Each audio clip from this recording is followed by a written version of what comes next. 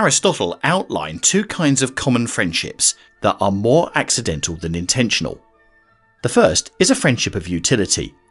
In this kind of relationship, the two parties are not in it for the affection of one another, but more so because each party receives a benefit in exchange. It's not permanent in nature, and whenever the benefit ends, so does the relationship that brought the parties together. Aristotle observed this to be more common in older folks. An example of this would be a business or a work relationship. You may enjoy the time you spend together, but once the situation changes, so does the nature of your connection. Similarly, the second kind of accidental friendship is one based on pleasure. This one, however, is more common in people that are younger. It's the kind of relationship frequently seen among college friends or people who participate on the same sports team. The source of such a friendship is more emotional, and it's often the most short-lived of the relationships.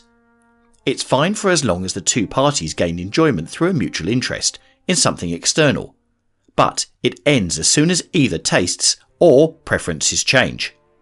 Many young people go through different phases in their views on enjoyment, and, quite often, the people in their lives tend to change as the phase they're in recalibrates over time. Many of the friendships that many of us have fall into these two categories, and while Aristotle didn't necessarily see them as bad, he did feel that their depth limited their quality. It's fine and even necessary to have accidental friendships, but there is far more out there. The final form of friendship that Aristotle outlined is also the most preferable out of the three. Rather than utility or pleasure, this kind of relationship is based on the mutual appreciation of the virtues that the other party holds dear. It's the people themselves and the qualities that they represent that provides the incentive for the two parties to be in each other's lives. Rather than being short-lived, such a relationship often lasts until the end, and there is quite generally a base level of goodness required in each person for it to exist in the first place. People that lack empathy or care for others seldom develop these kinds of relationships because, more often than not, their preference is to look for pleasure or utility. On top of that, friendships of virtue take time and trust to build. They depend on mutual growth occurring.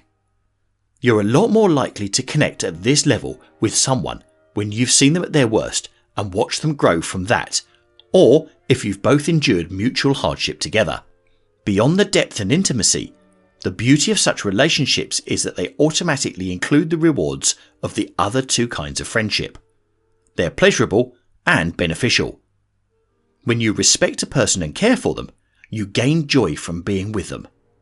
If they're a good enough person to warrant such a relationship to begin with, then there is utility too. These relationships require time and intention, but when they do blossom, they do so with trust, admiration, and awe. They bring with them some of the sweeter joys that life has to offer.